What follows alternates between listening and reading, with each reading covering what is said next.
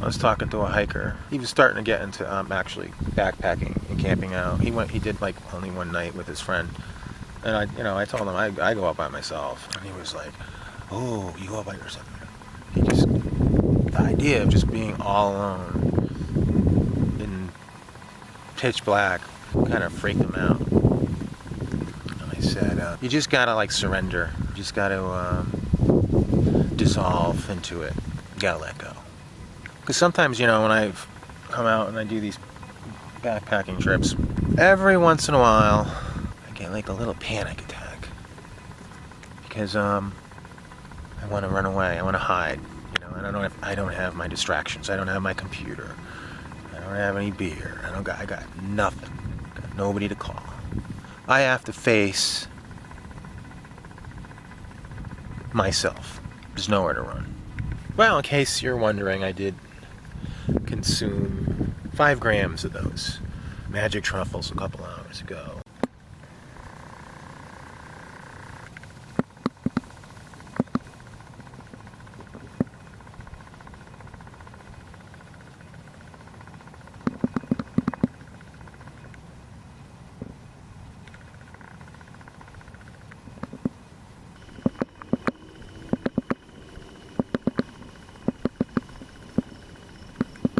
I'm in my tent.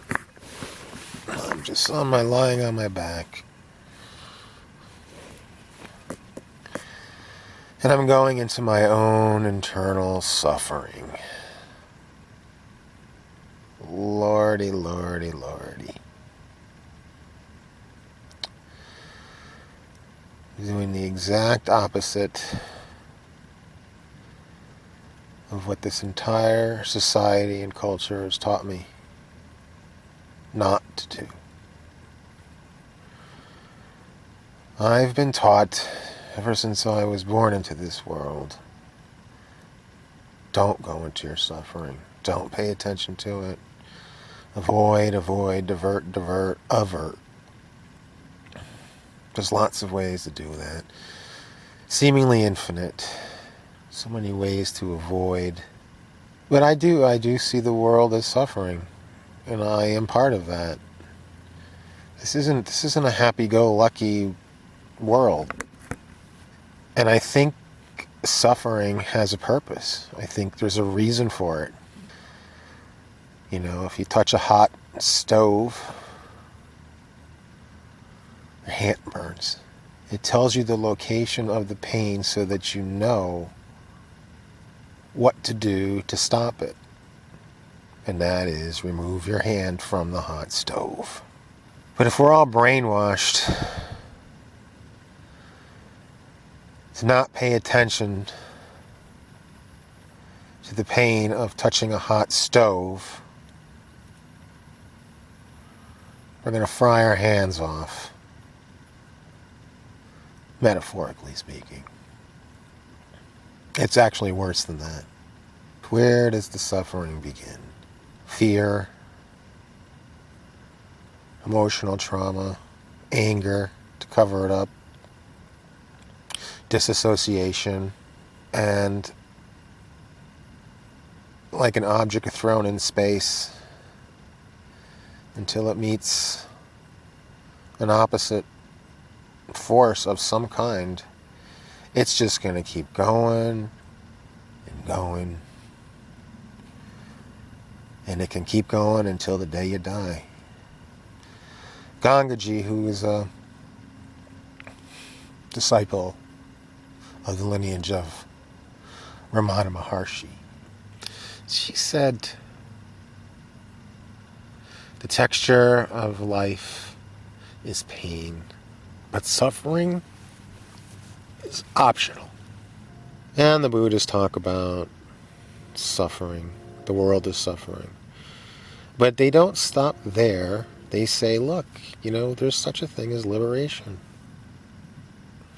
And liberation comes through understanding the source of your suffering. What we're doing essentially in this world is we're driving along and the oil light comes on and we go, shit, the oil light's on. So we cut the wire to the oil light and keep on driving Who wants to pay attention to suffering? Pain. It's too heavy. I'd rather watch a TV show and forget about it. I'd rather take a pill. Drink another beer.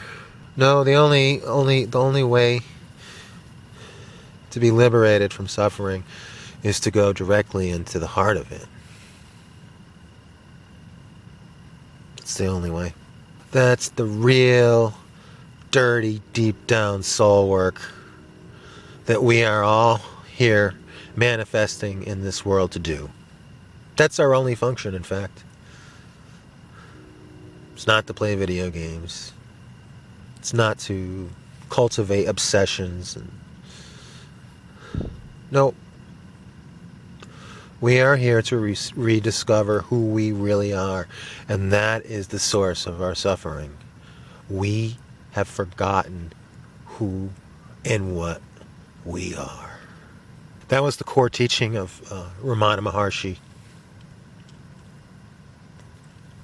If you want to boil down his entire teaching, it comes down to a question, not an answer. And the question is, who am I? And it's not something that you answer, you go, oh, I'm a fireman, or I'm a dude, or... No, it's a question. It's inquiry. Who am I?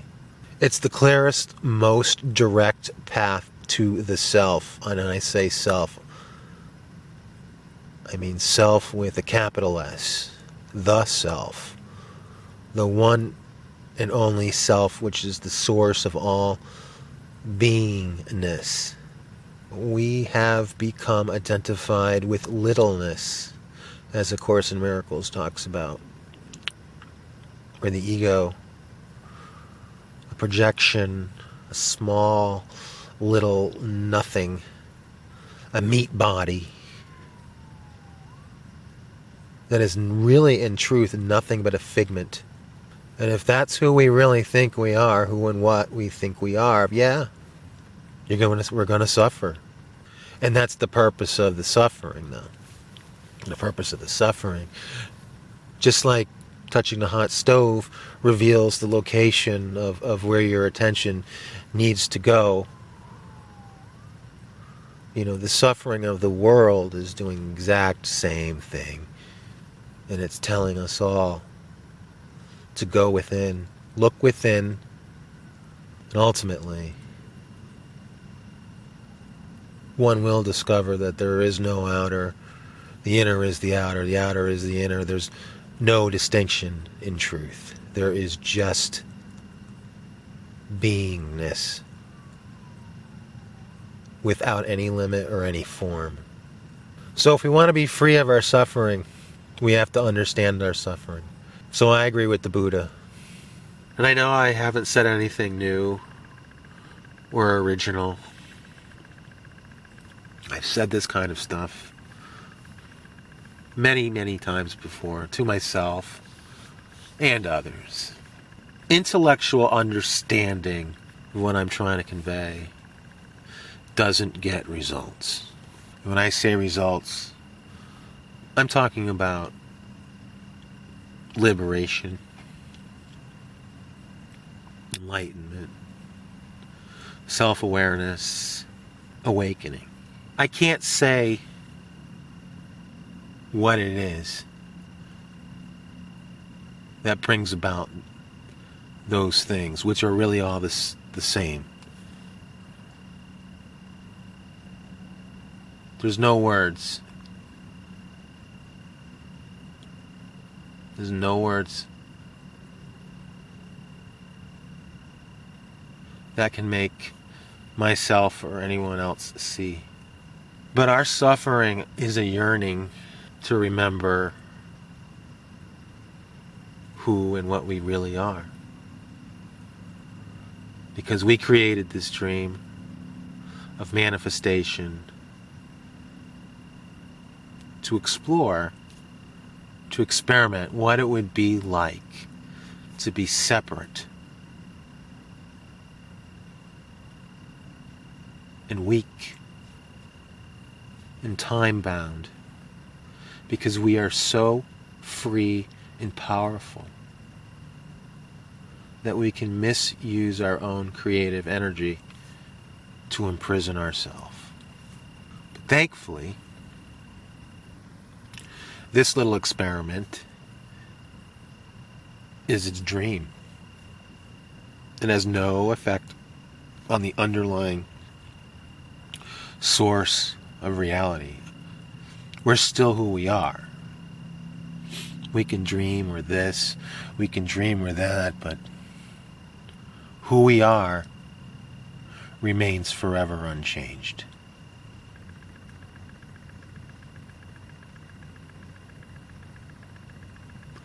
I view entheogens kind of like the leading of a horse to water. They show the horse where the water is. But of course, it's the horse who decides whether to drink or not.